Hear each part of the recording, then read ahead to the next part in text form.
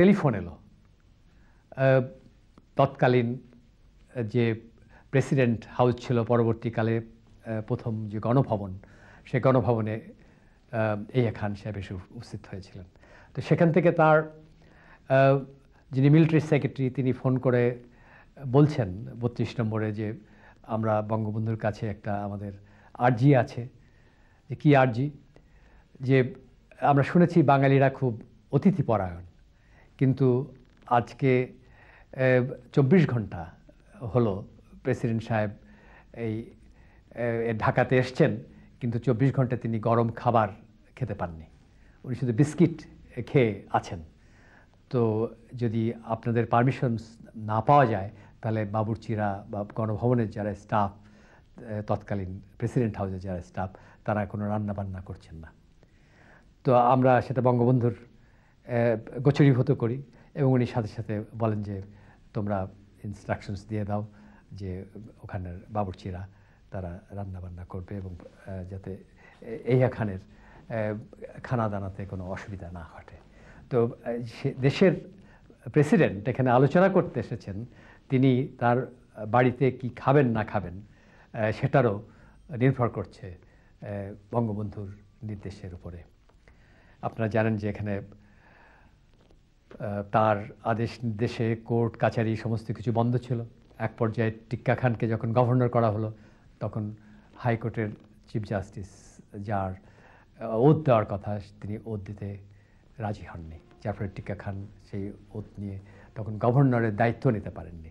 এটাও আর একটা সিগনিফিক্যান্ট কথা যে এখানে যে যিনি গভর্নর ছিলেন অ্যাডমিরাল আহসান সাহেব, রিটায়ার্ড অ্যাডমিরাল আহসান সাহেব এর আমরা যতটুকু জানতে পেরেছি তখন এবং পরে, উনি চাচ্ছিলেন যে একটা যাতে এই সমস্যার, এই সংকটের একটা সমাধান হয়, এবং তিনি সেই কথাই বারবার বলছিলেন রাওয়ালপিন্ডিকে, ইসলামাবাদে, যে এই সমাধানটা হওয়া দরকার।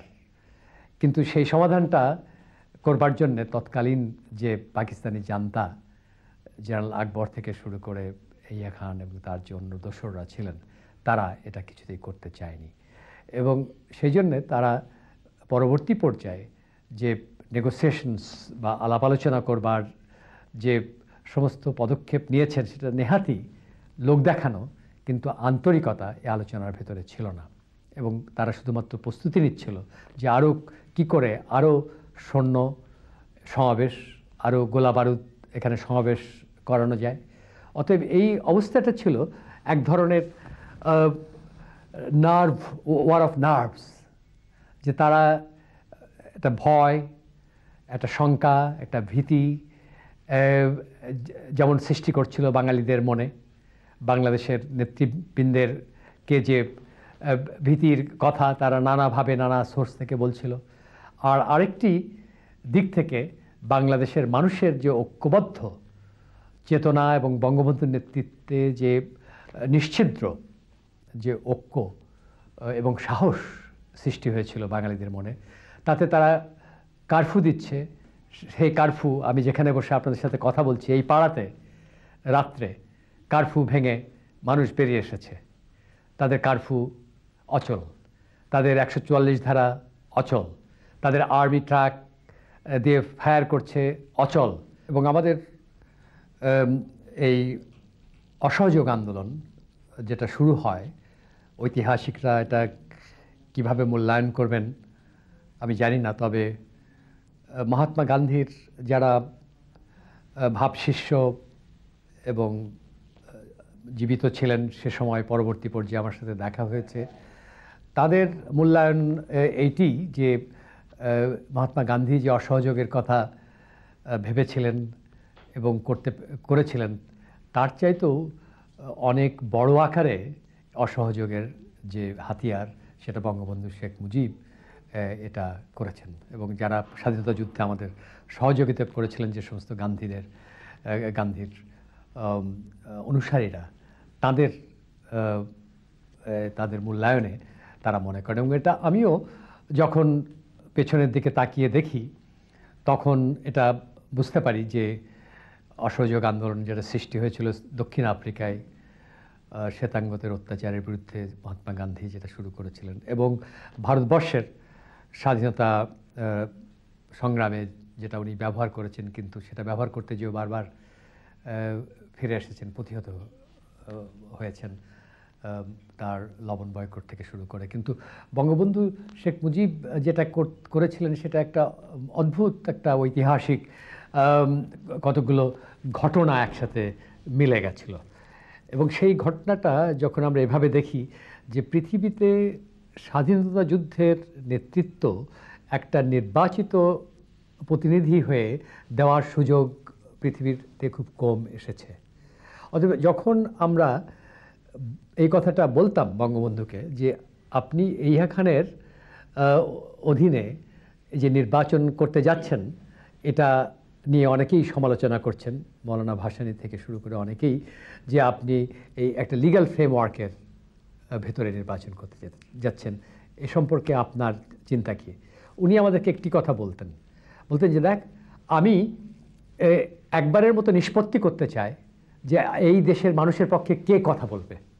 কারণ যখনই এদের সাথে আমরা বসতে যাই তখন ওই নুরুল আমিন থেকে শুরু করে হামিদুল হক চৌধুরী, যত রকমের লোকজন আছে, বিভিন্ন লোক নাম নাই বা করলাম, তারা যেও সেখানে তাদেরকেও ডাকা হয়, সেটা গোল টেবিল বৈঠকে হোক, কোনো সাংবিধানিক আলোচনায় হোক। অতএব একবারের মতো নিষ্পত্তি হয়ে যায়। তো আমি নির্বাচন চাই যে নির্বাচনের ফলাফলের ভিত্তিতে নির্বাচিত প্রতিনিধিরা কতখানি ইফেক্টিভ হবে, তার চেয়ে তো বড় কথা যে এই দেশের মানুষের পক্ষে কথা বলবার অধিকার কার রয়েছে, এই বৈধতাটার প্রশ্ন আমার সবচেয়ে বড় প্রয়োজন। এবং এই কথা খুব মর্মে মর্মে অনুভব করেছিলাম যখন আমরা মুক্তিযুদ্ধ করেছি।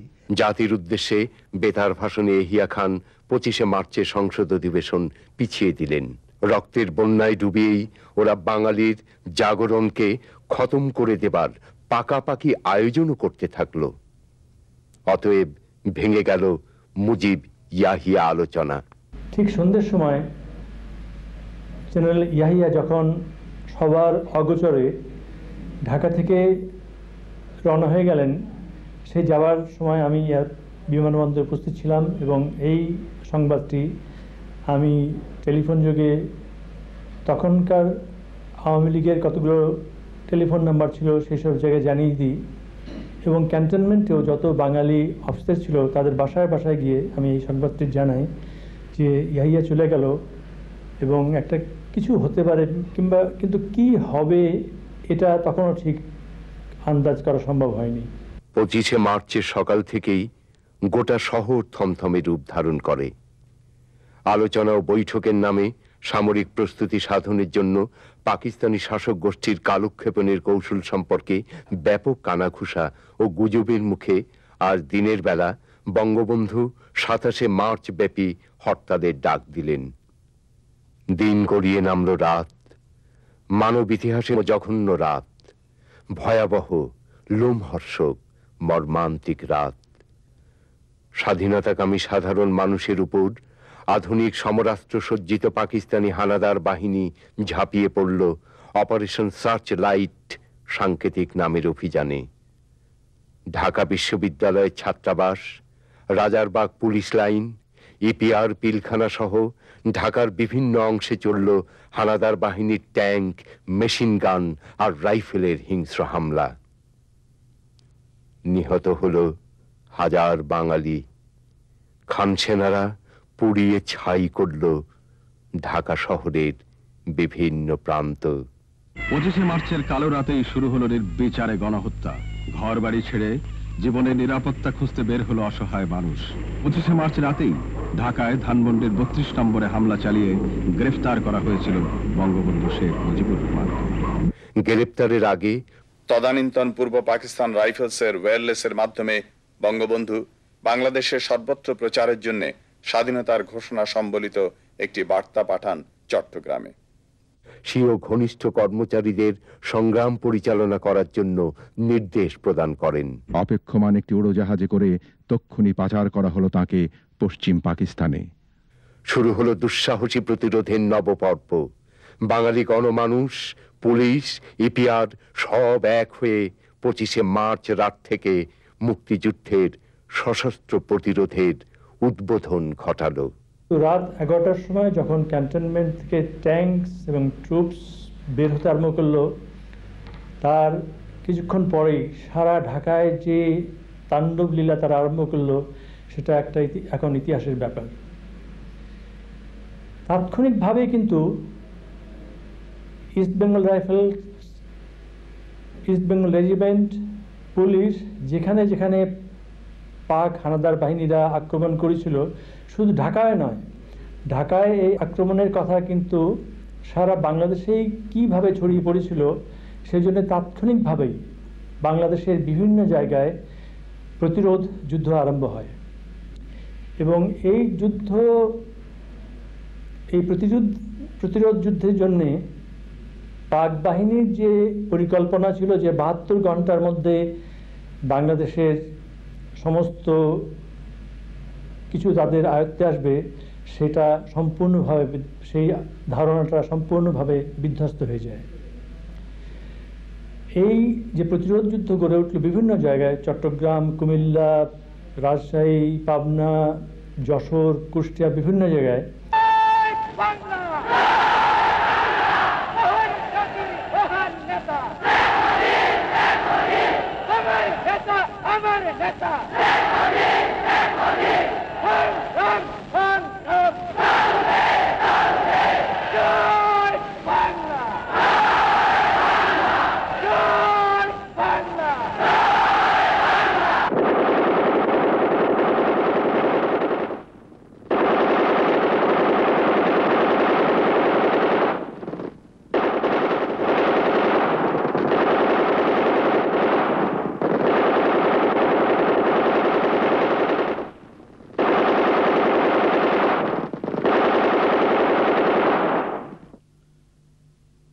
মার্চ 1971 সাল। দখলদার পাকিস্তান বাহিনী রাতের আঁধারে ঝাঁপিয়ে পড়ল পূর্ব বাংলার নিরীহ নিরস্ত্র মানুষের ওপর। সে কি দুঃসহ বিভীষিকাময় কালো রাত্রি!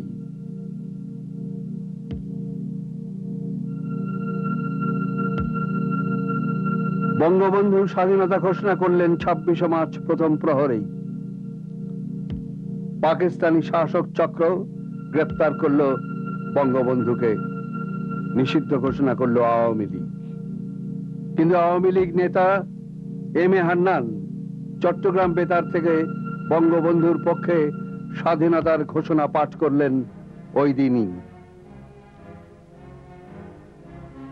পরদিন 27 মার্চ ইস্ট বেঙ্গল রেজিমেন্টের মেজর জিয়াও স্বাধীন বাংলা বেতার কেন্দ্র থেকে বঙ্গবন্ধুর পক্ষে স্বাধীনতার ঘোষণা পাঠ করলেন।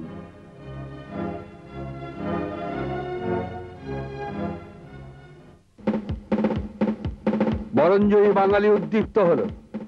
দেশব্যাপী চলছে খণ্ডযুদ্ধ।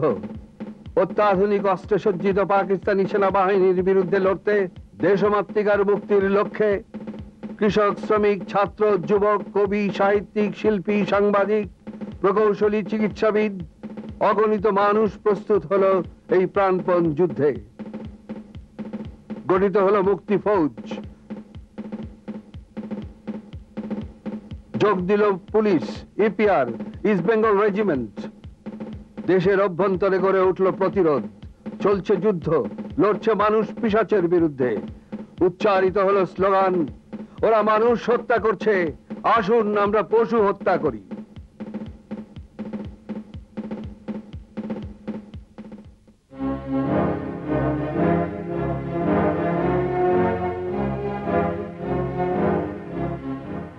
শঙ্কিত পাকিস্তানি হানাদার বাহিনী মরিয়া হয়ে চালালো বেধড়ক নির্যাতন, অগ্নিকাণ্ড, নির্বিচার হত্যা।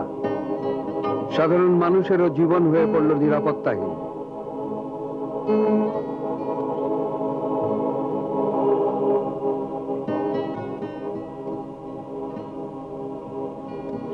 ছুটছে মানুষ দিশেহারা, শহর থেকে গ্রামে, গ্রাম ছেড়ে নিরাপদ কোন স্থানে। অবশেষে সীমান্ত পেরিয়ে ভারতবর্ষে, পশ্চিমবঙ্গ, আসাম, মেঘালয়, ত্রিপুরায় প্রতিবেশী বন্ধুর আশ্রয়ে।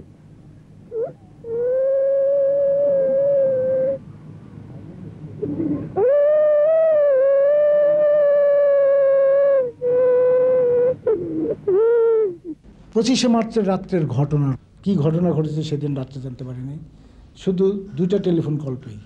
একটা কারণ মাসুদ ঢাকার থেকে বললে যে আমরা কিছু গুলিগালাজের শব্দ শুনতেছি, তোমাদের অবস্থা কি? আমরা বললাম যে এখানে তো কোনো গুলিগালাজ নাই। তারপরেই আমাদের সমস্ত টেলিফোন ডিসকানেক্ট হয়ে যায়। যাদবপুরের থেকে, টঙ্গীর থেকে শুরু করে যাদবপুরের পর্যন্ত কোনো লাইন আর ছিল না, সব টেলিফোন লাইন ডিসকানেক্ট হয়ে যায়। আমাদের সাথে যে ব্রিগেড হেডকোয়ার্টার যে ওয়্যারলেস কমিউনিকেশন ছিল, সেই ওয়্যারলেস কমিউনিকেশনও একটা চ্যানেলের মধ্যে থাকে। যে আমরা যেমন 4টা ব্যাটালিয়ন তখন ছিল 57 ব্রিগেডে, 57 ব্রিগেডের যে চ্যানেলে, ওই চ্যানেলে আমরাও একটা অংশ। যারা নাকি কথা বলবে, ওই কথা আমরাও শুনব, ওই চ্যানেলে থাকবে। কিন্তু এটা যেহেতু এটা ব্রিগেড রেল লিঙ্ক ছিল,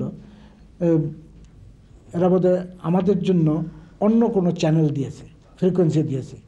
আমরা ঢাকা ব্রিগেড যে কী করতেছে, ঢাকার ট্রুপসরা যে কী করতেছে, সেটা আমরা জানতে পারছিলাম না। এই জন্য আমরা সিদ্ধান্ত নিতে পারছি না যে কী হচ্ছে ঢাকা। পরের দিন সকালে যখন নাকি রেডিও অ্যানাউন্সমেন্ট হলো মার্শাল ল হচ্ছে, তখন বুঝছি যে কিছু একটা গণ্ডগোল হয়ে গেছে। ওই দিনই সন্ধ্যার দিকে একজন ইস্ট বেঙ্গল রেজিমেন্টের একটা সোলজার, সে ঢাকার থেকে আসছে, তখন আমরা জানতে পারি যে এই অবস্থা। তখন ব্যাটালিয়ন কমান্ডারকে বললাম যে sir, there is something wrong, let's concentrate the battalion somewhere. তিনি এখানে করছেন না বলে আমি তখন তাকে বললাম যে sir, you cannot control this troops and I will not be able to obey your command. আপনি আমাদের সাথে যদি আসেন তাহলে আসেন, তা নাহলে আমি আমার ব্যাটালিয়ন নিয়ে আমি চলে যাচ্ছি। এই কথা বলেই কিন্তু আমি নির্দেশ দিয়ে দিই, I forcefully took over the command and took the battalion away from Jadavpur. জয় বাংলা, জয় বাংলা, জয় বাংলা, জোরে জোরে কি হলো? ব্যাস ব্যাস ব্যাস ব্যাস ব্যাস।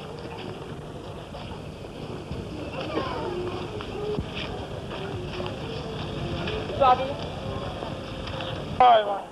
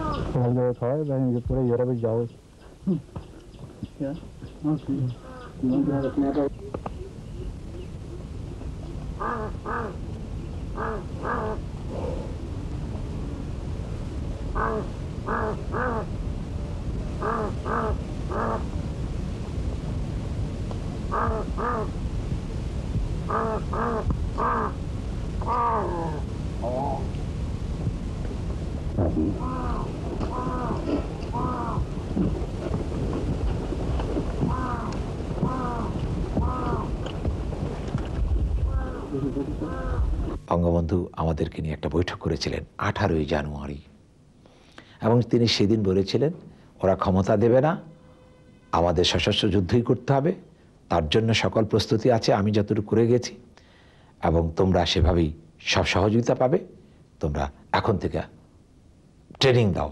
আমরা সেই হিসাবে আমরা ট্রেনিং শুরু করেছিলাম। আমার মনে আছে গাদা বন্দুক দিয়ে আমরা প্রতি থানায় থানায় ট্রেনিং দিয়েছি, ঢাকা শহরের বিভিন্ন জায়গায় আমরা ট্রেনিং শুরু করেছিলাম। এবং একটা পর্যায়ে আমি বগুড়াতেও গিয়েছিলাম, সেখানে আমার খবর আসছিল যে সেখানে কিছু ডেটোনেটর পাওয়া যাবে, আমরা সেখানেও প্রস্তুতি নেওয়ার জন্য আমি গিয়ে পেয়েছিলাম এবং সেটা আনার জন্য আমার একটা ডেট ঠিক করেছিলাম। কিন্তু তার আগেই ওই 25শে মার্চ এসে গেল, যে জন্য আমরা আর সেখানে যেতে পারি নাই। অর্থাৎ প্রস্তুতির জন্য যা কিছু করার দরকার আমরা মোটামুটি সেটা সব কিছুই সেদিন করে ফেলেছিলাম। এক পর্যায়ে যখন প্রশ্ন উঠেছিল যে কি করা যায়, তখন আমরা বঙ্গবন্ধুকে বলেছিলাম যে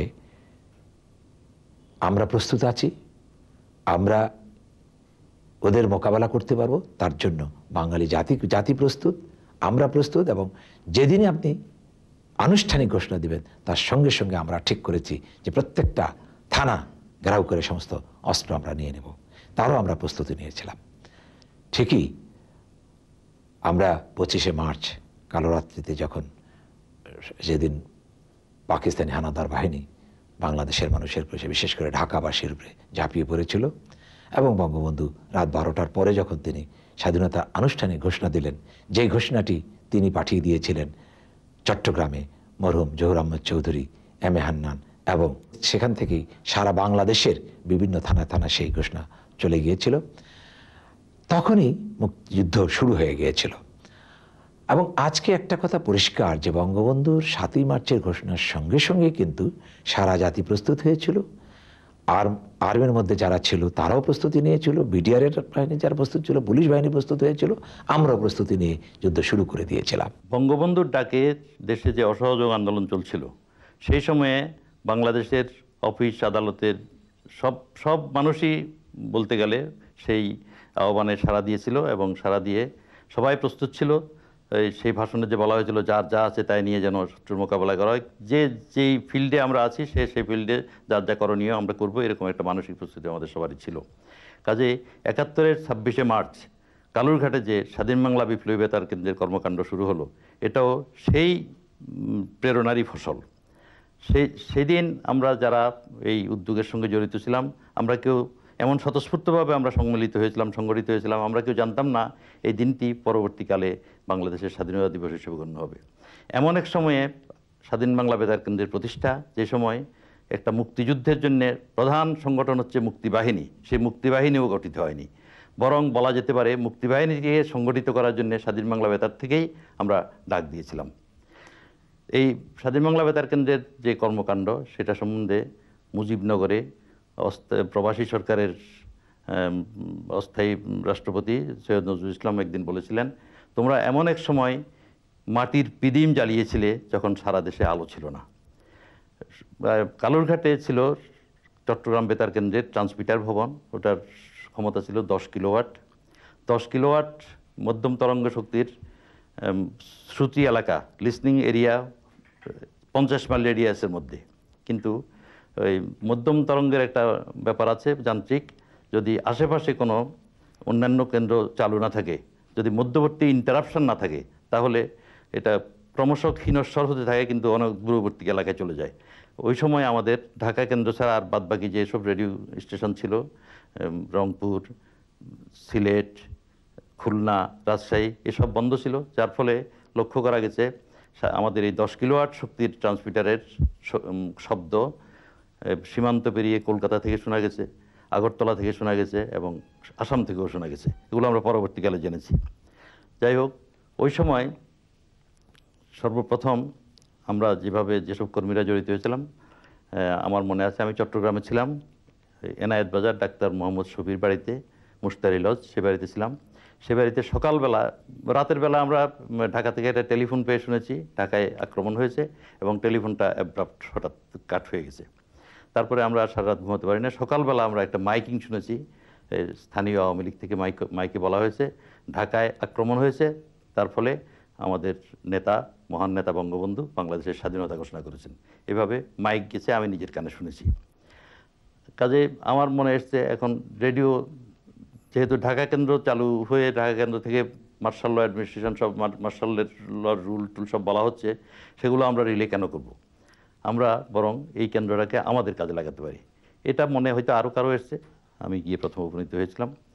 তো বেতার কেন্দ্র চালু করতে হলে একা চালানো যায় না। বেতার কেন্দ্রের ট্রান্সমিটিংয়ে বিশেষ করে রিসিভিংয়ে একজন বসতে হয় পয়েন্টে, ট্রান্সমিটিংয়ের ওখানে বসতে হয়, ইঞ্জিনিয়ারিং হেল্প বিশেষ দরকার হয়। তো ওই হেল্পের জন্য ওই সময় আমি সর্বপ্রথম ওই সময় যারা নেতৃত্বে ছিলেন আওয়ামী লীগ জহুর আহমদ চৌধুরীর অফিস ছিল স্টেশন রোড, সেই অফিসের দিকে রওনা হয়েছি। সেখানে যাওয়ার পর ওনাকে পেলাম না, জহুর আহমদ চৌধুরী পেলাম না, আর যাদেরকে পেলাম এরা কেউ কথা শুনছে না, কাউকে আমাকে চেনে না, কেউ কথা শুনছে না।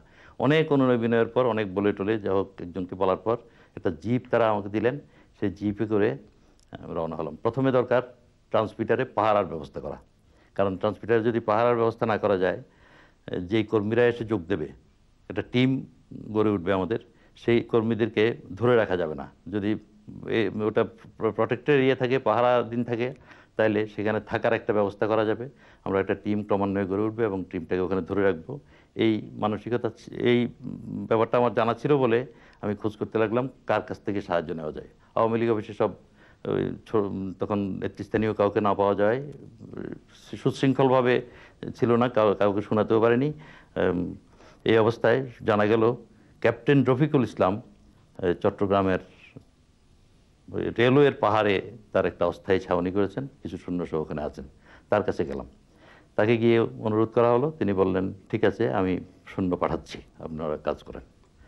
তারপর আমি দুজন ইঞ্জিনিয়ারকে জোগাড় করে কালুরঘাট ট্রান্সমিটারে বসিয়ে দিলাম।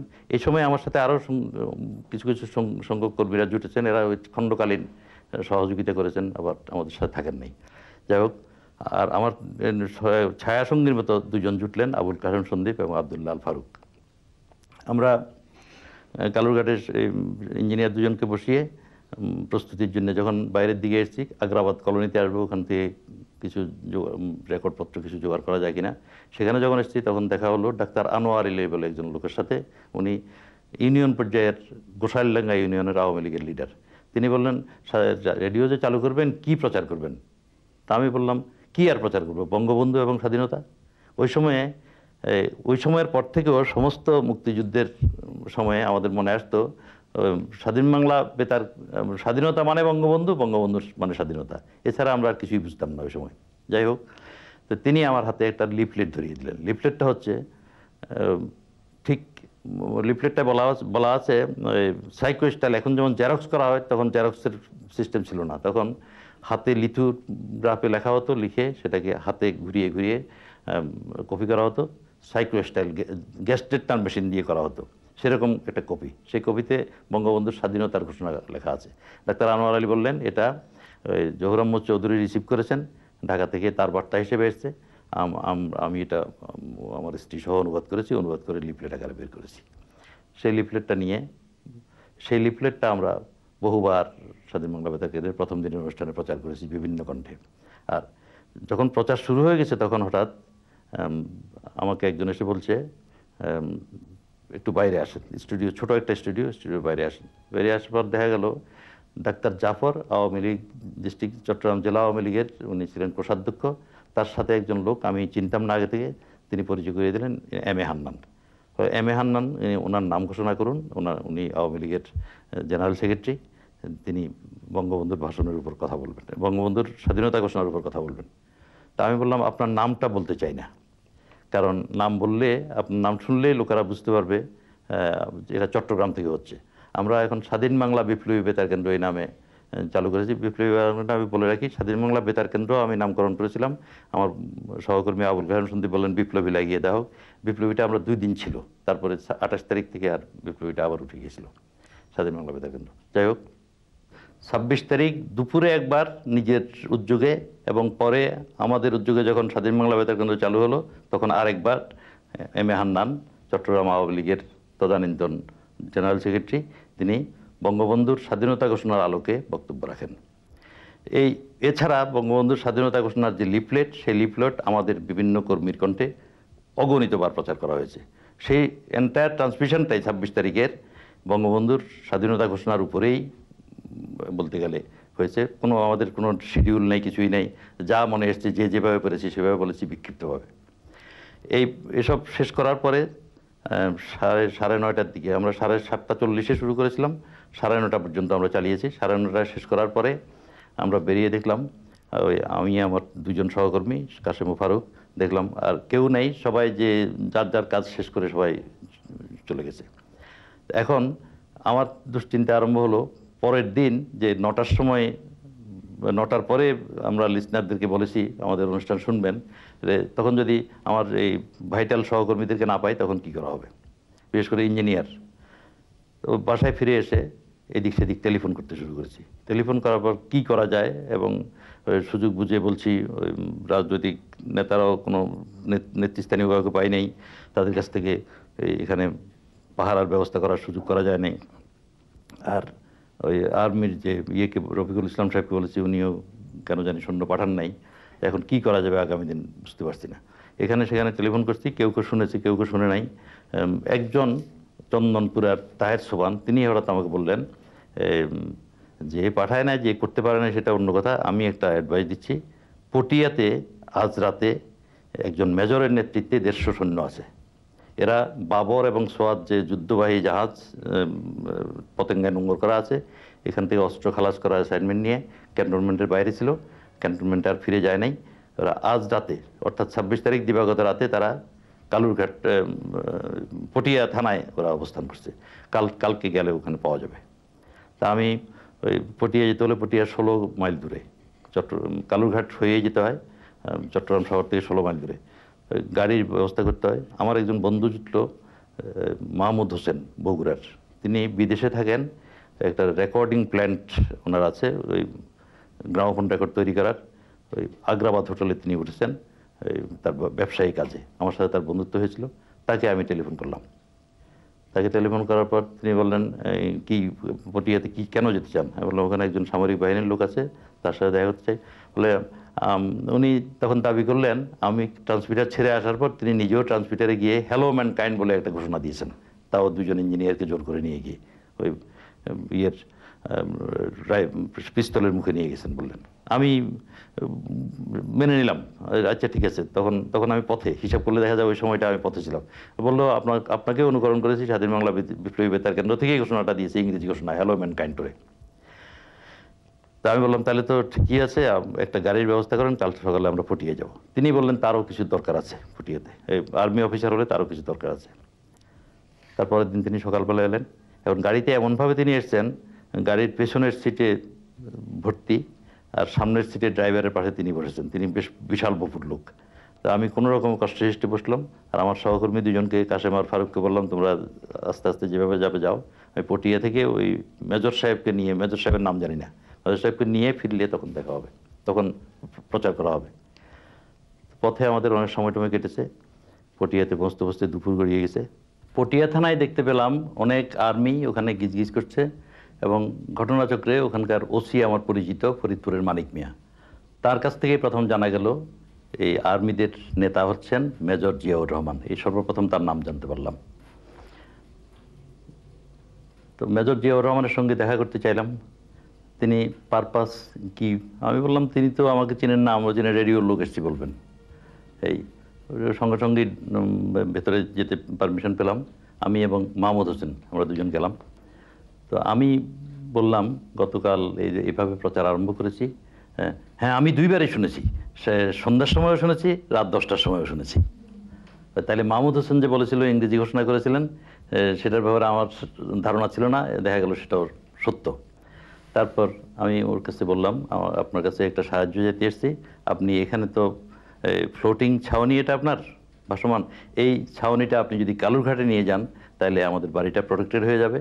আর প্রোটেক্টেড হলে এই সুবিধাটা হবে, বাড়িটি পাহারার ব্যবস্থা করা হলে আমরা একটা টিম ওখানে ধীরে ধীরে গড়ে উঠে ওখানে স্থায়ীভাবে থাকতে পারবো। আপনারা আর্মির লোকরা থাকলে গ্রামবাসীরা খাবার টাবার দেবে, আমাদের খাবারের অসুবিধা হবে না। উনি সঙ্গে সঙ্গে ওই তার ক্যাপ্টেন কাকে ডেকে নিলেন, ডেকে কি বললেন, দেখা গেল 3টা লরিতে ভর্তি হয়ে এই খুব 5 মিনিট আগে পরে সৈন্যরা সব বেরিয়ে গেল। এরা ওই পটিয়া থানা থেকে বেরিয়ে 3 দিকে যাওয়া যায়, সামনাসামনিও যাওয়া যায়, ডান দিকেও যাওয়া যায়, বাঁ দিকেও যাওয়া যায়। একটা লরি এক দিকে গেল। পরে আমরা জেনেছি ওই একই গন্তব্যে গেল। আর্মির স্ট্র্যাটেজি হচ্ছে যদি বিভিন্ন পথে যাওয়ার স্কোপ থাকে তাহলে যেন ঘুরে ফিরে বিভিন্ন পথে যাওয়া হয়।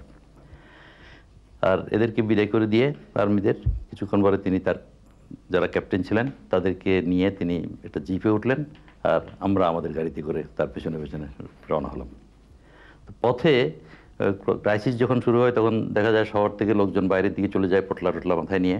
সেরকম যেখানেই দেখা গেল মানুষের জটলা, বেশি মানুষের জটলা, সেখানে উনি জিপ থামান, জিপ থামিয়ে নেমে তাদের উদ্দেশ্যে একটু বক্তৃতা করেন। কি বক্তৃতাটা হচ্ছে, আপনারা সবাই যার যার কর্মস্থলে শহরে ফিরে যান, ঠিক আছে? ওই ঠিক হায়ের যে একটা অ্যাকসেন্ট উর্দু, সেই ভঙ্গিতে ঠিক আছে এভাবে বলেন। এটা 10 জায়গায় উনি এই ভাষণটা দিয়েছেন। তো ওনার ভাষণ দেওয়ার ভঙ্গিটা হলো ওই কথা একটা সেন্টেন্স শেষ করতে পারেন না, থেমে যান এইভাবে, অর্থাৎ কথা আসে না আর কি। যাই হোক, আমরা যখন কালুরঘাটে পৌঁছলাম তখন প্রায় সন্ধ্যার কাছাকাছি সময় হয়ে গেছে, পথে পথে দেরি হওয়াতে। দেখা গেল তার সৈন্যরা আগেই এসে ব্যারিকেড দিয়ে টিয়ে সব পাহারা দাঁড়িয়ে গেছে, সেন্ট্রি দাঁড়িয়ে গেছে, সেন্ট্রি হাত তুললো। এই অবস্থায় আমরা ঢুকলাম। তো ঢুকে আমার সহকর্মীরা অনেকেই তখন এসে গেছে।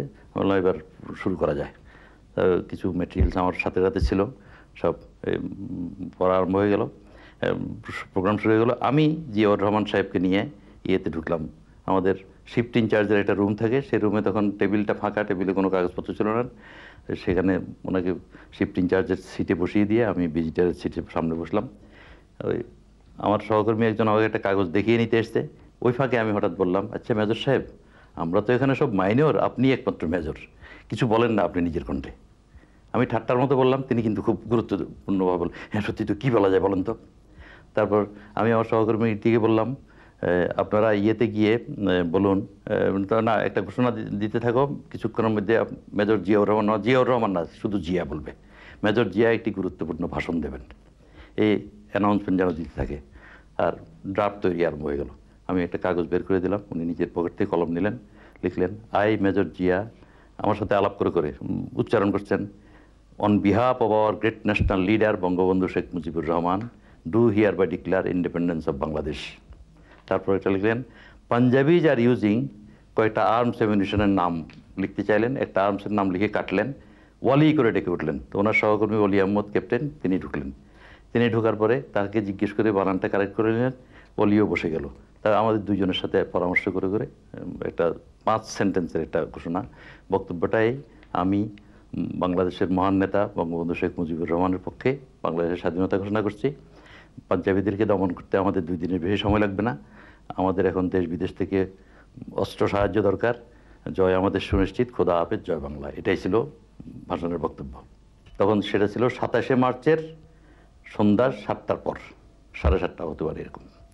তো এই এখন ঘোষণা হিসেবে, স্বাধীনতার ঘোষণা রেডিওতে যে প্রচার হয়েছে সেটা হিসেবে এটাকে 7ম 8ম বলা যেতে পারে। এর আগে 26শে মার্চ সারাদিন অনেকবার প্রচার হয়ে গেছে, 27শে মার্চও আমাদের বিভিন্ন কণ্ঠে তার আগে অনেকবার প্রচার হয়ে গেছে। যাই হোক, কিন্তু এই ভাষণটির একটা গুরুত্ব ছিল, এটা অন্য ধরনের একটা গুরুত্ব আমরা বোধ করেছি। সেটা হচ্ছে, বাংলাদেশের মানুষ আক্রান্ত হয়েছে সামরিক বাহিনীর দ্বারা।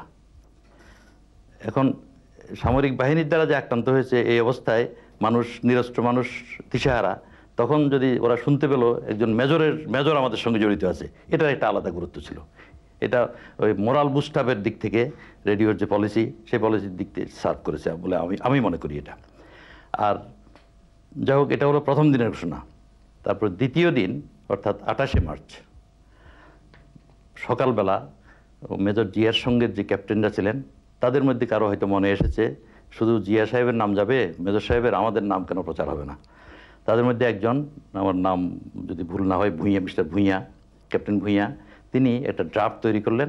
সেটাতে লেখা আছে, চট্টগ্রামবাসীদেরকে নির্দেশ দেওয়া যাচ্ছে তারা যেন অস্ত্রশস্ত্র হাতে নিয়ে লালদিঘির ময়দানে সমবেত হন। সেখানে ক্যাপ্টেন অমুক অমুক অমুক, তাদের সব নামগুলো আছে, যে 3-4 জন ক্যাপ্টেন মেজর জিয়ার সঙ্গে যারা ছিলেন, তারা পরবর্তী নির্দেশ দেবেন। আমাকে বললেন, এটা আপনি প্রচার করে দেন। আমি ওটা হাতে নিয়ে বললাম, না, এটা প্রচার করা যাবে না, এটা প্রচার করলে লালদিঘির পারে বোমা হবে, বোমা পড়বে। উনি ধমকে উঠলেন আমাকে, আমরা যা হুকুম করছি তা করতে হবে। আমি ভয় পেয়ে গেলাম, ভয় পেয়ে বললাম, আচ্ছা ঠিক আছে, আপনাদের কারো ভয়েছে বলে দেন। তখন ট্রান্সমিশন চলছে সকালবেলা। তিনি নিজেই গিয়ে ওটা প্রচার করলেন। প্রচার তো করলেন জেদের বসে, পরে ভাবলেন যে রেডিওর লোকটা তো ঠিকই বলেছিল, এটাকে আবার শুধরালেন।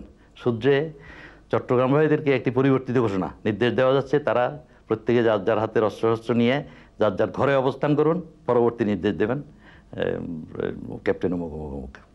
এই ঘটনাটা ঘটার কিছুক্ষণ পরে মেজর জিয়া দেখা গেল একটা ড্রাফট নিজে থেকে করে এসছেন বোধহয়, বাইরে থেকে এটা পড়ছেন, পড়ে তার ক্যাপ্টেন দ্বারা তার আশেপাশে আছে, ওখানে লেখা আছে I major Zia professional head of Bangladesh. তো তিনি এটা বলতে চাচ্ছেন না, কিন্তু ক্যাপ্টেন ভূঁইয়া জাতীয় কয়েকজন এরা বলছে না এটা আপনাকে বলতে হবে। মেজর জিয়া বলতে চাচ্ছেন না অন্য সেক্টরে আমার সিনিয়রও কেউ থাকতে পারে হয়তো, বলে না আপনি যে দেশ বিদেশে সাহায্য যাচ্ছেন সেটার গুরুত্ব হবে না। তা আমাকে হঠাৎ দেখে বললেন আপনি এই ব্যাপারে কি বলেন। আমি তো এর আগে ক্যাপ্টেনের ধমক খেয়েছি, আমি ভয়ে ভীতু হয়ে বলছি জি বঙ্গবন্ধু তো এখন আমাদের সাথে নেই, আপনি বঙ্গবন্ধুর পক্ষে সেনাবাহিনীর প্রধান তো অবশ্যই এটা বলতে পারেন, সেনাবাহিনীর প্রধান আপনি। আমি এইভাবে কাছুবাছু করে কিছু বলেছি, তো সেটা গ্রাহ্য হয়নি, উনি অ্যাজ ইট ইজ সেটা পড়েছেন। এই পড়ার পরে এটা চট্টগ্রামের প্রবীণ নেতা বর্ষিয়ান নেতা একে খান সাহেব শুনেছেন, এটা 28 তারিখ বিকেলে।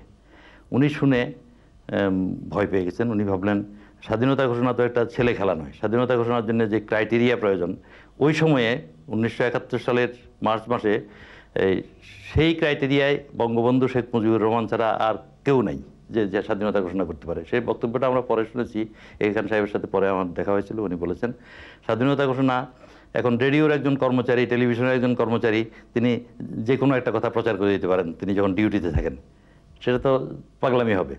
স্বাধীনতা ঘোষণা করতে হলে সেই মুহূর্তে একটা শ্যাডো গভর্নমেন্ট ফর্ম করার জন্য প্রস্তুতি থাকতে হয়, তার জনপরিচিতি থাকতে হয়, তার দেশ বিদেশের সাথে লবি থাকতে হয়। এখন জিয়াউর রহমানের চেয়ে তো বহু বহু পরিচিত আমাদেরকে বলছেন উনি তোমরা যারা রেডিওতে ব্রডকাস্টার তোমাদেরকে অনেক বেশি মানুষের চেনে। তো উনি একজন মেজর হঠাৎ করে স্বাধীনতা এটা করতে পারেন না। তো যাই হোক অল্প বয়সী মানুষ হয়তো ভুল করেছেন, তিনি কোনোভাবে যোগাযোগ করে, এটা আমরা জানি না পরে জেনেছি আর কি, কোনোভাবে যোগাযোগ করে তিনি একটা বড় করে একটা ড্রাফট তৈরি করে দিয়েছেন। সেই ড্রাফটটা জিয়াউর রহমান সাহেব 3rd ব্রডকাস্ট হিসেবে প্রচার করেন। সেটাতে 5 বার বঙ্গবন্ধুর নাম আছে। বোঝা যায় যেন আগে যে ভুল করেছিলেন ভুলটা শোধরানো হচ্ছে, এটা বোঝা যায়। অর্থাৎ আমি সাক্ষ্য দিচ্ছি বঙ্গবন্ধুর নেতৃত্বাধীন সরকারই একমাত্র বৈধ সরকার, এই ধরনের লাইনও আছে। এখন এই রেডিওতে আমরা তো অ্যাব্রাপ্ট রেডিও শুরু করেছিলাম 26শে মার্চ, 27শে মার্চ এই দিনগুলোতে খুব বেশি লোক রেডিও শুনে নাই ব্যাপকভাবে, লিসনিং হ্যাবিটটা গ্রো করে নাই। তা কান শুনে শুনে মানুষ যখন রেডিও ঘুরাতে নব ঘুরাতে হঠাৎ করে পেয়ে গেছে, একজনের কাছ থেকে আরেকজন শুনেছে, ওই 29 তারিখের দিকে মানুষ বেশি ব্যাপকভাবে শুনতে শুরু করেছে। এই 29 তারিখের যে জিয়াউর রহমানের ভাষণ, এটা বেশি মানুষ শুনেছে। আগেরগুলো হয়তো 2-1 শুনলে শুনতে পারে, অনেকে হয়তো শুনে নাই। তো 29 তারিখের ভাষণটি এখন জিয়াউর রহমানের প্রথম ভাষণ হিসেবে প্রচারিত হয়, কারণ সেটা চানগাঁও এলাকার ওসমান গনি নামে একজন লোক, তিনি তার ঘরের ডোমেস্টিক দিয়ে ইয়েতে রেকর্ড করে নিয়েছিলেন টেপ রেকর্ডারে, পরে 72-তে সেটা তিনি আমাদেরকে দিয়েছিলেন। তা আমরা সেটা থেকে ডকুমেন্টারিতে যে আমরা ব্যবহার করেছি এটা ইয়ে হয়। এরপরে 30 তারিখে জিয়াউর রহমান আরেকটা ভাষণ লিখে দিয়েছিলেন, সেখানে কোনো স্বাধীনতার ঘোষণা নাই, কিছু নাই, এমনি দেশ বিদেশের সাহায্যের কথা আছে অন্যান্য, ওই এমনি একটা ঘোষণা, সেখানে জয় বাংলা দিয়ে শেষ, নিজে স্বাক্ষর করে তিনি ভুলে 31 তারিখ লিখেছেন। আসলে 30 তারিখে তো আমাদের বোমবার্ডমেন্টই হয়েছে। এরপর আর সেটা উনি 4র্থ ভাষণ হিসেবে সেটা প্রচার করেছিলেন, সেই কাগজটা আমাদের কাছে রক্ষিত আছে, সেটা এখনও বিভিন্ন বই পুস্তকের ডকুমেন্ট হিসেবে ছাপা হয়। এখন স্বাধীনতা ঘোষণা সম্বন্ধে আমার ব্যক্তিগত একটা বক্তব্য, স্বাধীন বাংলা বেতার কেন্দ্র থেকে যদি আদৌ স্বাধীনতা ঘোষণা না করা হতো বঙ্গবন্ধুর, তাহলেও কিন্তু আমাদের মুক্তিযুদ্ধ যেমন চলছিল তেমনই চলতো। কারণ স্বাধীনতা ঘোষণা বঙ্গবন্ধু 7ই মার্চেই করে ফেলেছেন। তারপরে আনুষ্ঠানিক যে ঘোষণা সেটাও তার বার্তা হিসেবে সব অঞ্চলে চলে গিয়েছে। ঘটনাচক্রে চট্টগ্রামে রেডিও স্টেশন হয়েছিল বলে, স্বাধীনতার সপক্ষের একটা বেতার কেন্দ্র চালু হয়েছিল বলে আমরা সেই প্রচারের সুযোগ পেয়েছিলাম। নইলে সেখান থেকে যদি আদৌ স্বাধীনতার ঘোষণা প্রচার না করা হতো, রেডিও সেন্টার যদি না হতো, তাহলে মুক্তিযুদ্ধ ঠিকই হতো। হ্যাঁ, একটা কথা আমরা বলতে বাধ্য, স্বাধীন বাংলা বেতার কেন্দ্র যদি না হতো তাহলে কিন্তু মুক্তিযুদ্ধের ইতিহাস অন্যরকম হয়ে যেত। কারণ ওই সময় বেতার কেন্দ্রটা এমন এক সময় হয়েছে যখন দেখা গেল হঠাৎ করে ঢাকা আক্রান্ত, রাজধানী আক্রান্ত হওয়ার ফলে রেলপথ বন্ধ, টেলিগ্রাফের তার কাটা গেছে, টেলিফোনের তার কাটা, একমাত্র মনোপলি হিসেবে ঢাকা কেন্দ্র দখল করে ওরা অপপ্রচার করে যাচ্ছে সামরিক বাহিনীর, আর সব বেতার কেন্দ্র স্তব্ধ, সংবাদপত্র বন্ধ। এই যে একটা বিশাল একটা কমিউনিকেশন গ্যাপ, ক্ষীণ কণ্ঠে হলো সেই গ্যাপটা পূরণের প্রচেষ্টাটা স্বাধীন বাংলা বেতার কেন্দ্র দিয়ে হয়েছিল। এই দিক থেকে স্বাধীন বাংলা বেতার কেন্দ্র যদি 26শে মার্চে না হতো, আমি আগে দাবি করেছি মুক্তিযুদ্ধের প্রথম সংগঠন, তাহলে হয়তো আমাদের মুক্তিযুদ্ধের ইতিহাস আরেক রকম হতো।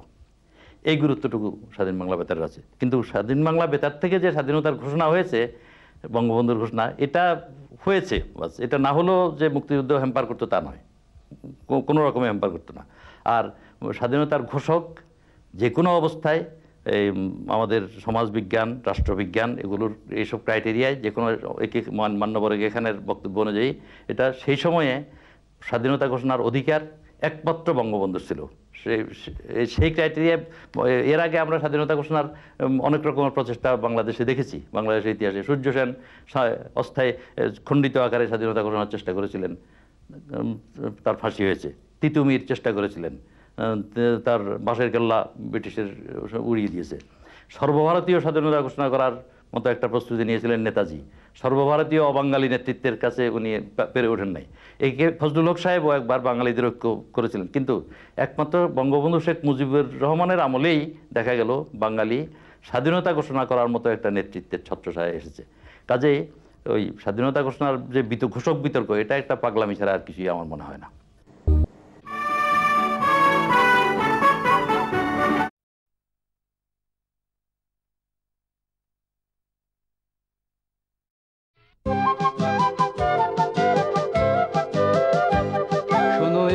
মুজিবরের থেকে লক্ষ মুজিবরের কণ্ঠস্বরের ধ্বনি প্রতিধ্বনি আকাশে বাতাসে ওঠে রনি। বাংলাদেশ আমার বাংলাদেশ, বাংলাদেশ আমার বাংলাদেশ।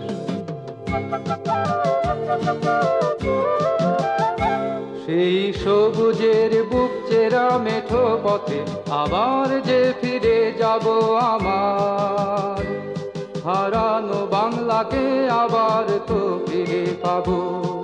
শিল্পে কাব্যে কোথায় আছে হায়রে এমন সোনার খনি। শোনো একটি মুজিবরের থেকে লক্ষ মুজিবরের কণ্ঠস্বরের ধ্বনি প্রতিধ্বনি আকাশে বাতাসে ওঠে রনি।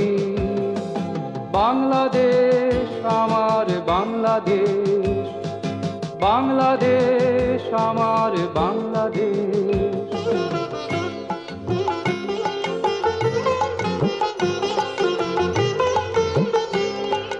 বিশ্বকবির সোনার বাংলা, নজরুলের বাংলাদেশ, জীবনানন্দের রূপসী বাংলা, রূপের যে তার নেই কো শেষ বাংলাদেশ। বিশ্বকবির সোনার বাংলা, নজরুলের বাংলাদেশ, জীবনানন্দের রূপসী বাংলা, রূপের যে তার নেই কো শেষ বাংলাদেশ। জয় বাংলা বলতে মনে রে আমার এখনো কেন ভাবো আমার, হারানো বাংলাকে আবার তো ফিরে পাবো। অন্ধকারের পূব আকাশে উঠবে আবার দিনমণি। শোনো একটি মুজিবরের থেকে লক্ষ মুজিবরের কণ্ঠস্বরের ধ্বনি প্রতিধ্বনি আকাশে বাতাসে ওঠে রনি। বাংলাদেশ আমার বাংলাদেশ, বাংলাদেশ আমার বাংলাদেশ, বাংলাদেশ আমার বাংলাদেশ। আমরা একদিকে যেমন অভ্যন্তরীণভাবে ইপিআরের বিওপির বাঙালি অফিসারদের সঙ্গে যোগাযোগ করলাম, কাপ্তানের সঙ্গে ক্যাপ্টেন হারুন এবং অন্যদের সঙ্গে যখন যোগাযোগ স্থাপন করছি, ঠিক একই সঙ্গে আবার চট্টগ্রামের যে নেতৃবৃন্দ, মরহুম জহুর আহমদ চৌধুরী, মরহুম মান্নান সাহেব, doctor Mannan, professor Nurul Islam, MR Siddiqui, Kaiser সাহেব, মোশাররফ সাহেব, ইঞ্জিনিয়ার মোশাররফ, আবু মনসুর, মির্জা আবু মনসুর, এদের সকলের সঙ্গে আমাদের দিনে প্রায় প্রত্যেকেই ভিন্ন ভিন্নভাবে আমাকে টেলিফোন করতেন, কথাবার্তা হতো। এবং তখন তো পাকিস্তানিদের সঙ্গে আর আমাদের কিন্তু কোনো যোগাযোগ নেই, পাকিস্তান সরকারের সঙ্গে আর কোনো যোগাযোগ নেই। আমাদের এদেরকে নিয়েই আমরা গড়ে তুলছি আমাদের যে ভবিষ্যতে কীভাবে হবে, যে কোনো সময় যুদ্ধ হতে পারে। এবং চট্টগ্রামের নেতৃবৃন্দও কিন্তু তারাও খুব সচেতন ছিলেন, তারাও জানতেন যে কিছু একটা হতে যাচ্ছে। সেজন্যই তারা মেজর রফিক এবং অনেকের সঙ্গে তারাও গোপনভাবে কর্নেল চৌধুরী এদের সঙ্গে যোগাযোগ স্থাপন করে ফেলেছিলেন। ব্রিগেডিয়ার মজুমদারকে আমরা শুনলাম মার্চের 20 কি 21 তারিখে ব্রিগেডিয়ার মজুমদারকে ঢাকা থেকে হেলিকপ্টারে গিয়ে ওনাকে নিয়ে গেল, হি ওয়াজ উইথড্রন। এবং ওখানে ব্রিগেডিয়ার ফাতেমি, কর্নেল ফাতেমি বলে একজন অফিসার ছিলেন পাঞ্জাবি, জানতাম আমি, ভয়ানক শয়তান সে, এবং আরও কয়েকজন অন্যান্য যারা অফিসার ছিল তাদের বুঝলাম যে তারাই তখন কর্তৃত্ব নিতে যাচ্ছে। এবং এর মধ্যেই জেনারেল সাহেবজাদা ইয়াকুব খান, যার সঙ্গে আমার যোগাযোগ ছিল এবং জানতামও, তার কাছ থেকে অনেক কিছু খবরও পেতাম আলাপ আলোচনাকালে, তিনিও তাকে উইথড্র করা হচ্ছে এরকম শুনলাম। এ সবগুলোই কিন্তু একটা যুদ্ধের আলামত, সামনে একটা যুদ্ধ একেবারেই লাগতে যাচ্ছে এবং তারা সর্বাঙ্গীনভাবে তৈরি হচ্ছে। ইতিমধ্যে খবর আসছে যে চট্টগ্রামে জাহাজ আসছে, জাহাজ থেকে তারা অস্ত্র নামাচ্ছে, সৈন্য নামছে এবং এয়ারফোর্সের নতুন নতুন তাদের প্লেন আসছে ইত্যাদি অনেক কিছুই খবর আমরা পাচ্ছিলাম। যাই হোক, এই চট্টগ্রামের নেতৃবৃন্দ এবং আমাদের লোকেদের মধ্যে আমরা যোগসূত্র স্থাপন করে মোটামুটিভাবে তৈরি হওয়ার পরে 25শে মার্চ রাত্রে, সন্ধ্যার এই রাত্রি 9টা-10টা বোধহয় এরকম হবে, খেতে বসেছি এরকম সময় হঠাৎ করে খুব হন্তদন্ত হয়ে আমাদের এসপি বজলুর রহমান সাহেব আমাকে বললেন যে ডিসি সাহেব, আপনি তাড়াতাড়ি আমাদের এই ওয়্যারলেস ইয়েতে চলে আসেন, ঢাকা থেকে অনেক কিছু শুনতে পাচ্ছি, আমরা কথা শোনা যাচ্ছে এবং তাতে তো মনে হয় যুদ্ধ শুরু হয়ে গেছে, আমরা যা অনুমান করেছিলাম। কীরকম? আপনি এলেই বুঝতে পারবেন। তারপরে আমার ঠিক সময়টা মনে নেই কত রাত্রি হবে, ঢাকাতে রাজারবাগে অপারেশন যখন শুরু হলো আর কি, একদিকে রাজারবাগ এবং ওদিকে পিলখানা আক্রমণ করলো পাকিস্তান আর্মি, এবং পাকিস্তান আর্মির এরা ওয়্যারলেসে অশ্রাব্য গালিগালাজ করছে সমস্ত বাঙালিদেরকে, সেগুলো আমরা শুনতে পাচ্ছি। রাজারবাগে গোলাগুলি হচ্ছে, মর্টার দিয়ে মারছে, পিলখানায় মারছে, সমস্ত আওয়াজ কথাবার্তা সব শোনা যাচ্ছে। এই হতে হতেই তার বোধহয় আরও কয়েক ঘন্টা পরে, সারা রাত তো জাগা, 25শে মার্চের শেষ রাত্রের দিকে চট্টগ্রাম থেকে টেলিফোন এলো খুব উত্তেজিতভাবে, খুব সম্ভব নুরুল ইসলাম সাহেব হবেন অথবা ডক্টর মান্নান, কায়সারও হতে পারে, যে আমরা যুদ্ধে ঝাঁপিয়ে পড়েছি। চট্টগ্রামে পাকিস্তান আর্মির এদের ক্যান্টনমেন্টে আমাদের লোকেরা এগিয়ে যাচ্ছে, এখানে ক্যাপ্টেন রফিক এবং আরও অন্যান্য যারা আছেন তারা আমাদের সাথে আছেন, যুদ্ধ লেগে গেছে, আপনি পার্বত্য চট্টগ্রাম থেকে যা কিছু যতদূর পারেন সাহায্য আমাদের এখনই করতে হবে। আমরা তো তৈরি আছি আগে থেকেই। এই ঘটনার সঙ্গে সঙ্গে কাপ্তাইতেও টেলিফোনে আলাপ হচ্ছে আমার, কাপ্তাইয়ের সঙ্গে ওয়্যারলেসে ছিল, ক্যাপ্টেন হারুন টেলিফোন করলেন এবং আমার ভাই ফারুক আজিজ খান সাহেব উনি বললেন যে এখানে প্রচণ্ড গোলাগুলি হচ্ছে আর ক্যাপ্টেন হারুন পাকিস্তানি অফিসারদের অ্যারেস্ট করার চেষ্টা করছে, করে ওই অস্ত্রাগারটি দখলে আনার চেষ্টা করছে। তো কিছুক্ষণ পরে উনি বললেন যে হ্যাঁ, অস্ত্রাগার কবলা এসে গেছে, আমাদের কবলে এসছে। ক্যাপ্টেন হারুন আবার তখন আমাকে টেলিফোন করে বললেন যেরকম ডিসি সাহেব, আমি আমার ট্রুপস নিয়ে এবং এখানে যারা স্পেশাল ফোর্স আছে, ওখানে পুলিশের একটা স্পেশাল ব্যাটালিয়ন ছিল, আমি তাদের সকলকে নিয়ে কালুরঘাটের দিকে এগিয়ে যাচ্ছি, আপনি এদিক থেকে যতদূর পারেন সাহায্য করেন। 26শে মার্চ সকালবেলাতেই রাঙামাটিতে প্রচণ্ড কোলাহল এবং তখন ইপিআরের সবাই এসে গেছে, পুলিশের যারা পুলিশদেরও এদেরকে আমরা করেছি। তখনকার সময়ে মুজাহিদ বলে একটা ফোর্স ছিল, এদেরকে ওই আনসারের মতো, আনসার ব্যাটালিয়ান ছিল, মুজাহিদ ব্যাটালিয়ান ছিল, এদেরকে শিক্ষা দেওয়া হতো, অস্ত্র শিক্ষা দেওয়া হতো এবং এদেরকে প্রয়োজন মতো এদের হাতে অস্ত্র তুলে দেওয়া হতো। আমরা মুজাহিদ আনসার যারা ছিল তাদেরকেও সকলকে ডেকে সকলের হাতে অস্ত্র দিয়ে এখান থেকে এই রাঙামাটি থেকে ঘাগরা যে রাস্তাটা, রাওজান হাটহাজারি দিয়ে যে রাস্তাটা, ওই রাস্তা দিয়ে চট্টগ্রামের দিকে রওনা করে দিলাম। এদিকে আমাদের সমস্ত সকলেই, আমাদের সঙ্গে যারা যারা ছিলেন ইপিআরের, পুলিশের, অস্ত্র নিয়ে সকলেই রওনা হচ্ছেন ওদিক থেকে এদিক থেকে কাপ্তাই থেকে, এদিকে রাঙামাটি থেকে চট্টগ্রামের দিকে। কিন্তু এদের সঙ্গে আর আমাদের যোগাযোগ নেই, চলে যাচ্ছেন সবাই ঠিকই, এদের জন্য রসদ মানে এদের জন্য ভাত রান্না করে খাবার ব্যবস্থা করে সবই পাঠানো হচ্ছে, কিন্তু এরা যে কোন জায়গায় গিয়ে কার সঙ্গে কন্ট্রোল করবেন, কোথায় গিয়ে একত্রিত হবেন, এই জিনিসটা আমরা বুঝতে পারছি না। এর মধ্যে আমাদের মনে হলো যে পাকিস্তান আর্মির কাছে তো হেলিকপ্টার আছে, ওরা হেলিকপ্টার দিয়ে তো হঠাৎ করে আচমকা আমাদের উপরে হামলা করতে পারে, ওরা এখন জানে যে আমাদের এখানে আর এখন সৈন্য সামন্ত নেই, সবাই চলে গেছে। এই অবস্থায় আমরা নিজেরা ওখানকার অন্যান্য যারা যে সমস্ত অফিসাররা ছিলেন, আমাদের বাঙালি অফিসার, সকলে মিলে আমরা এই করলাম যে আমরা স্থানীয়ভাবে যে সমস্ত খালি জায়গা আছে, রাঙামাটিতে তো খুব বেশি খোলা মাঠ বেশি নেই, এই মাঠগুলোতে যেখানে আর হেলিকপ্টার নামতে পারে সেখানে আমরা ওই বড় বড় কাঠের গুঁড়ি চোখা করে এগুলোকে ওই বললি এগুলোকে কেটে আমরা লাগিয়ে রাখবো যাতে হেলিকপ্টার না নামতে পারে, সব জায়গাতেই চারদিকে। এবং ঘাগড়ায় যে জায়গাটায় খুব উঁচু জায়গা, যেখানে থেকে রাঙামাটি সহজে আসার পথে ঘাগড়া এবং মানিকছড়ি এই সমস্ত জায়গায় আমরা রাস্তা কেটে ফেলবো, কেটে ফেলে বিশাল বিশাল গাছ দিয়ে বন্ধ করে ফেলবো, যাতে ওই ব্যারিকেড সৃষ্টির চেষ্টা আর কি। তো সেটাও করা হলো। এই ব্যবস্থায় ২৬ তারিখ সারাদিনই আমাদের লোকজন যাচ্ছে, ২৭ তারিখেও লোকজন ওই যুদ্ধক্ষেত্রে যাচ্ছে। আমরা জানি যে তারা হাটহাজারির দিকে যাচ্ছে, এদিকে হাটহাজারি আর ওদিকে কালুরঘাটের দিকে যাচ্ছে। ২৭ কি ২৮ হবে, সন্ধ্যার সময় দেখি আমার বাংলোর সামনে বারান্দায় এক ভদ্রলোক, লম্বা দীর্ঘকায়, খোঁচা খোঁচা দাড়ি, উনি বসে আছেন। তা আমি যেতেই আমি জিজ্ঞেস করলাম আপনি কে? উনি পরিচয় দিলেন, বললেন আমি ক্যাপ্টেন রফিক। আপনি ক্যাপ্টেন রফিক, আমি তো জানি আপনি ওখানে যুদ্ধ করছেন, তো এখানে চলে এসছেন। তো উনি বললেন যে না, আমি এসছি এই জন্য যে আমাদের ওখানে অস্ত্রশস্ত্র কম আর আমাদের প্রচুর রসদ দরকার, অ্যামিনিশন দরকার, এগুলো ইন্ডিয়ানদের কাছ থেকে আমরা চাইবো। তেমন আপনি চাইলে পাবেন, আমাকে আপনার পাঠানোর ব্যবস্থা করে দেন, আমি দেখি পারা যায় কিনা। তখনই আবার পুলিশের ওয়্যারলেসের মারফত যোগাযোগ করলাম রামগড়ে।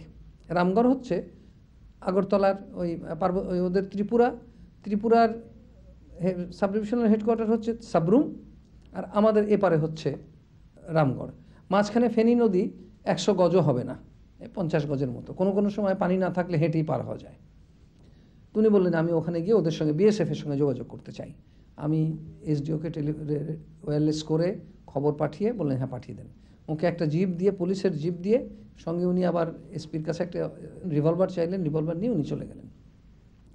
যাওয়ার পর আমাকে ওখান থেকে পরের দিনই আমাদের এসডিও টেলিফোন করে বললেন যে স্যার উনি এসছেন, এখানে যোগাযোগ হয়েছে, কিন্তু ইন্ডিয়ানরা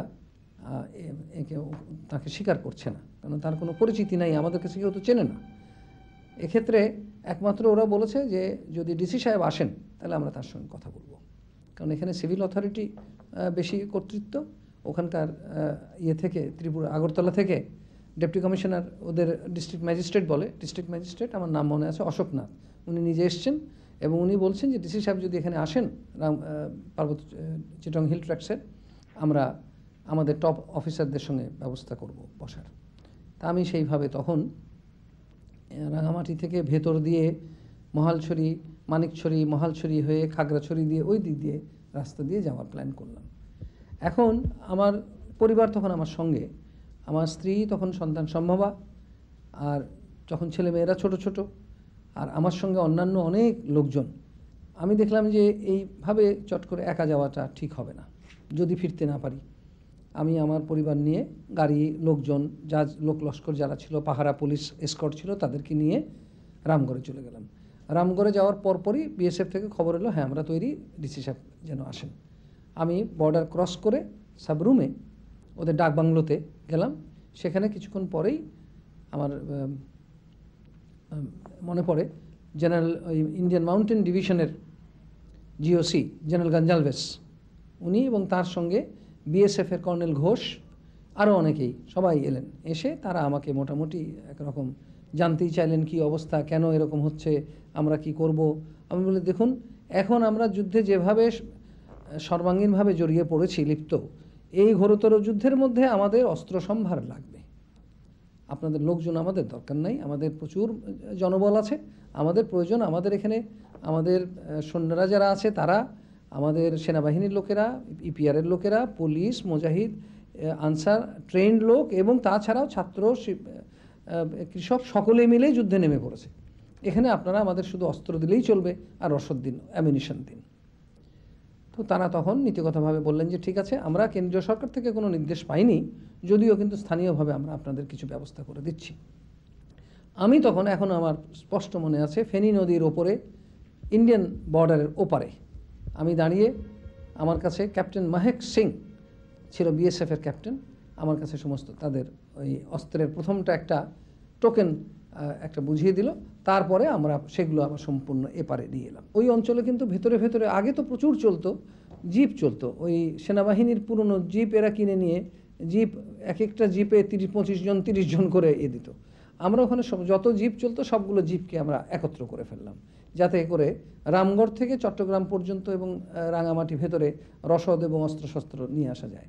এগুলো ব্যবহার করে, ব্যবস্থা কয়েকদিন রামগড়ে থাকার পর আমি দেখলাম যে না, এখন আমার তাড়াতাড়ি আবার রাঙামাটিতে ফিরে যাওয়া দরকার।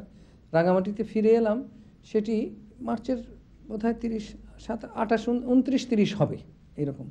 এখানে এসেই আবার তখন এসে দেখি রাঙামাটি প্রায় শূন্য হয়ে গেছে। লোকজন সকলে, তাদের সকলকে একত্র করে বললাম যে দেখুন, আমরা এখান থেকে রাঙামাটি থেকে আমরা যুদ্ধ করতে পারবো না, আমাদের রামগড় অনেক বেশি নিরাপদ জায়গা, সেখানে আমরা হেডকোয়ার্টার শিফট করি, আপনারা চলুন। আমার সঙ্গে প্রায় সকলেই, যত অফিসার ছিলেন প্রায় কয়েকজন বাদে সকলেই প্রায় আমার সঙ্গে রওনা হলেন। আমরা গাড়ি নিয়ে, লোকজন নিয়ে চলে গেলাম, আবার পরে রামগড়ে গেলাম এপ্রিলের প্রথম দিকে। সেখানে যাওয়ার পরে তখন দেখি ওখানে এমআর সিদ্দিকী সাহেব এসে গেছেন সপরিবারে, তারপর জহুর আহমদ চৌধুরী সাহেব এসে গেছেন, তারা অনেকেই নদী পার হয়ে আগরতলাও চলে গেছেন, এমআর সিদ্দিকী সাহেব এবং আরও অনেকেই ওখানে রয়ে গেছেন। এবং এর মধ্যে জিয়াউর রহমান সাহেব রণাঙ্গন থেকে ওখানে চলে এসেছেন। জিয়াউর রহমানের সঙ্গে ক্যাপ্টেন ভূঁইয়া, এখন পরবর্তীকালে মেজর জেনারেল হয়েছিলেন, মেজর জেনারেল ভূঁইয়া তিনি, তারপরে কর্নেল অলি, তখন ক্যাপ্টেন অলি, তারপর রফিক সাহেব সেই যে এসেছিলেন উনিও তখন সাথেই রয়ে গেছেন ওখানে। এরা সকলে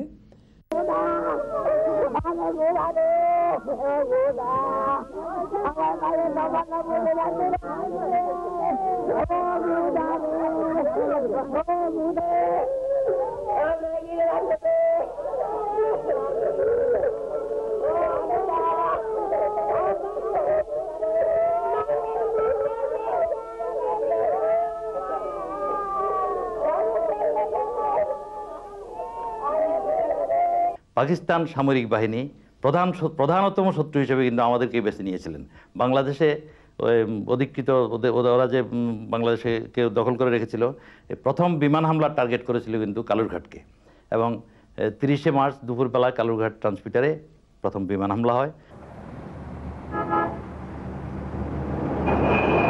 পূর্ব বাংলায় সামরিক গণহত্যায় কলকাতা মহানগরী গর্জে উঠল, ডাকলো বন্ধ। 31শে মার্চ জানালো অকুণ্ঠ সমর্থন। ওই দিনই পূর্ব বাংলার এই সংগ্রামকে সমর্থন ও সহযোগিতার প্রস্তাব লোকসভায় উত্থাপন করলেন ইন্দিরা গান্ধী। গৃহীত হল সে প্রস্তাব। ক্রমশ ভারত, পশ্চিম বাংলা তথা কলকাতা জড়িয়ে পড়ল বাংলাদেশের মুক্তির সংগ্রামে।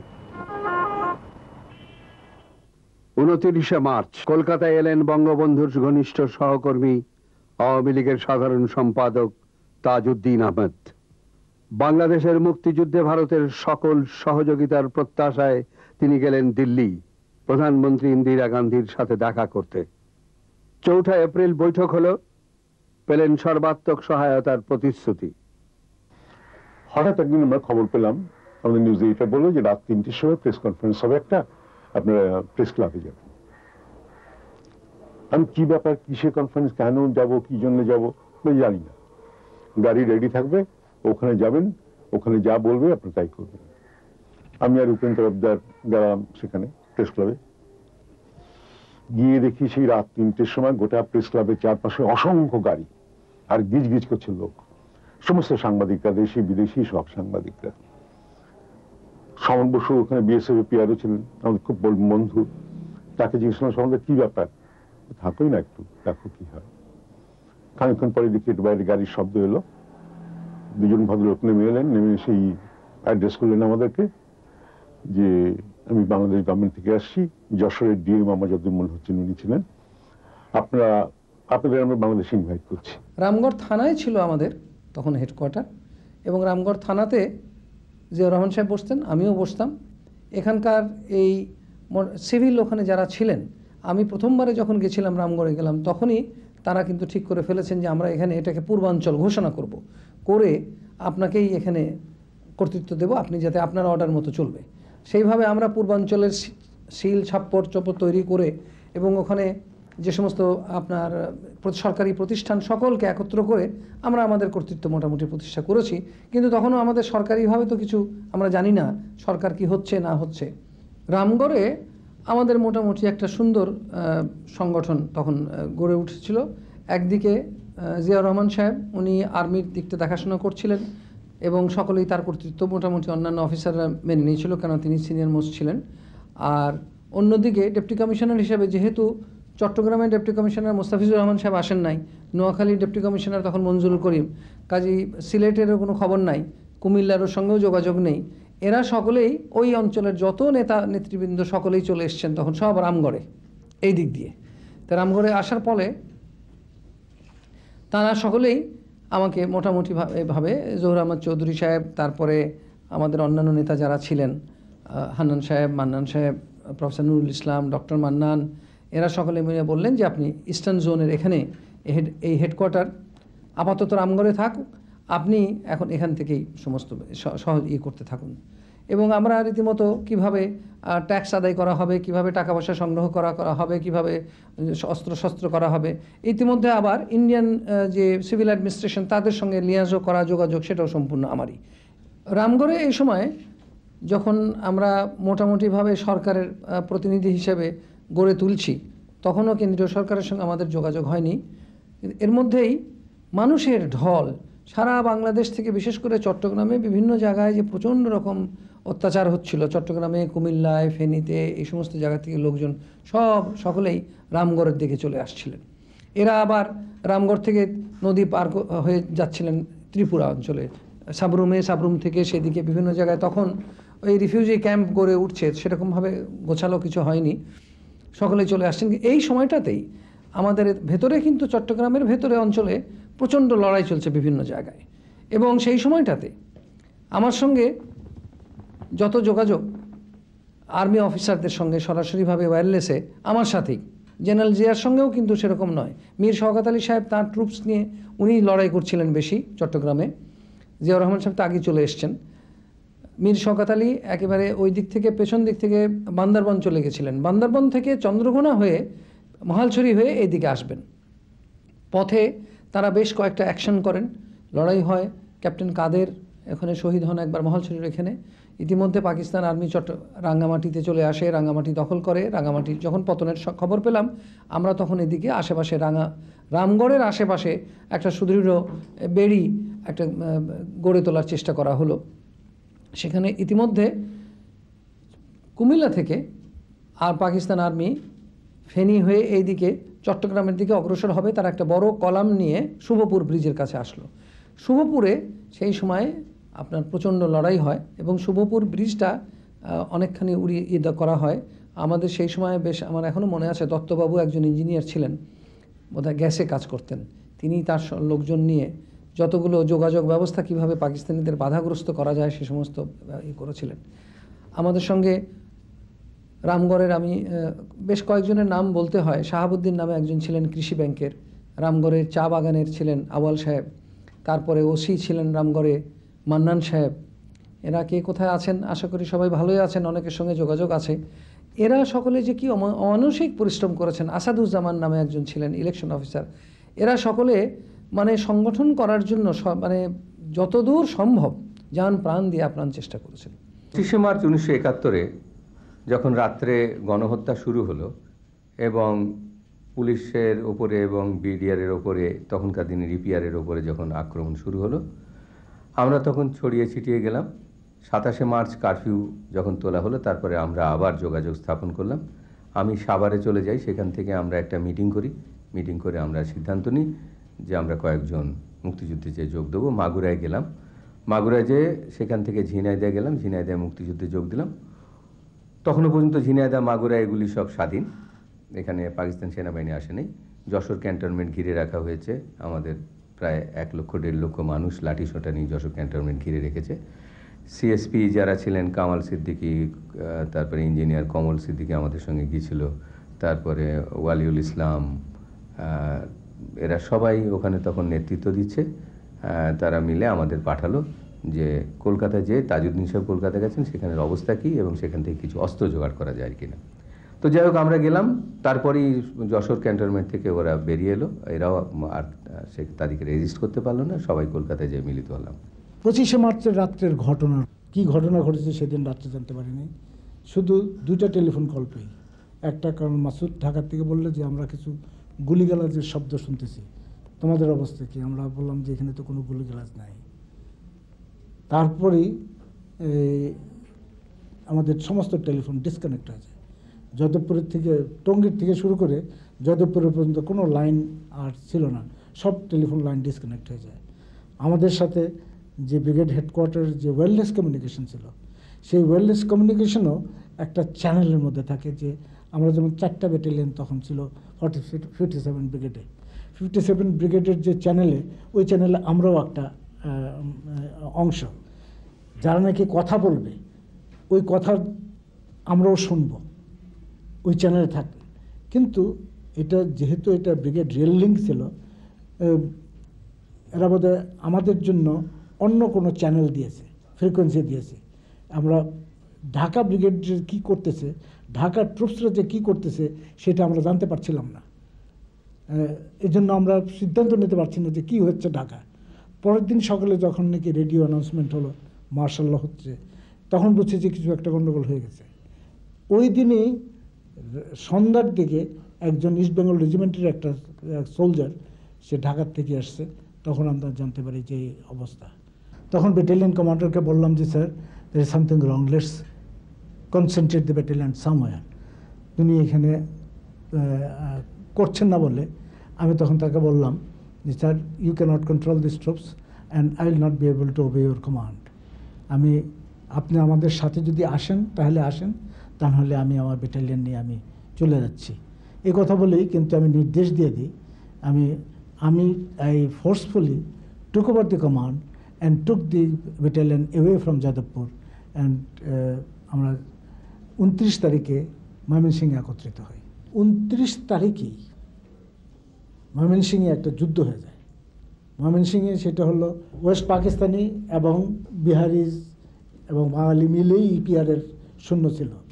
তো ওইখানে বাঙালিরা, ইপিআরের বাঙালি এবং সেকেন্ড ইস্ট বেঙ্গলের বাঙালিরা একত্রিত হয়ে ওইখানে একটা যুদ্ধ হয়ে যায়। ওই যুদ্ধে প্রায় যারা ছিল সবাই মারা যায়, এক্সেপ্ট ফর 4 or 5। তাদেরকে আমরা ওই ময়মনসিংহ সেন্ট্রাল জেলে রাখি। ময়মনসিংহ যাওয়ার পর আমি তখন চিন্তা করি যে এখন কি করা যায়। তখন দুটো খবর পেলাম যে পাকিস্তানি সৈন্য যারা নাকি ঢাকায় আছে, তারা সেই সৈন্য কিছু সৈন্য তারা হয়তো যশোর এবং চিটাগাংয়ের দিকে পাঠাবার ব্যবস্থা করছে। সিদ্ধান্ত নেই যে আমরা ঢাকা আক্রমণ করব। ঢাকা আক্রমণ কোন দিক থেকে করব? আমি ভেবেছিলাম যদি টঙ্গী অথবা সাভারের দিক থেকে যদি আক্রমণ করি, তাহলে তো পাকিস্তানের আমাদের সেদিকে আসবো, এইটাই চিন্তা করেই হয়তো তারা প্রস্তুতি নেবে। তাদেরকে ওই সুবিধা না দেওয়ার জন্য আমি ময়মনসিংহ থেকে কিশোরগঞ্জ, ভৈরব, নরসিংদী হয়ে আমি এই পথে, সড়ক পথে, নরসিংদীর থেকে সড়ক পথে ঢাকার দিকে রওনা হই, ঢাকা আক্রমণ করার জন্য। প্রধান উদ্দেশ্য যেন ঢাকার থেকে কোনো ট্রুপস ঢাকার বাইরে যেন অন্যদের সাহায্যের জন্য না যেতে পারে। কিন্তু ইতিমধ্যে খালেদ মোশাররফ যখন নাকি ব্রাহ্মণবাড়িয়াতে সে ডিফেক্ট করেছে, সে আমাকে খবর পাঠালো যে আমি যেন ঢাকা না যাই। আমি ঢাকা গেলে যে কি হবে, আমি তাকে বললাম যে আমি জানি যে কি হবে, তবু আমি তার কথায় বুঝলাম যে কথাটা ঠিক। সে বলল যে চলো আমরা ব্রাহ্মণবাড়িয়া এই অঞ্চলটাতে, ব্রাহ্মণবাড়িয়া, সিলেট এই অঞ্চলটাকে একটা মুক্তাঞ্চল গড়ি। এখানে মুক্তাঞ্চল গড়লে অন্তত আমাদের এখানে একটা গভর্নমেন্ট ফর্ম করতে পারবো, এবং গভর্নমেন্ট ফর্ম করার পরে then we can go to Dhaka collective together. তা আমি তার কথা আমার কাছে মনোভূত হলো। তখন আমি instead of moving my troops to Dhaka, আমি 5 দোনা পর্যন্ত যেই ট্রুপস আমার চলে আসছিল তাদেরকে আমি কল ব্যাক করি, এবং আস্তে আস্তে আমি ওই তেলিয়াপাড়াতে আমার হেডকোয়ার্টার প্রতিষ্ঠিত করি। তেলিয়াপাড়াতে আমার হেডকোয়ার্টার হয় 1 এপ্রিল থেকে।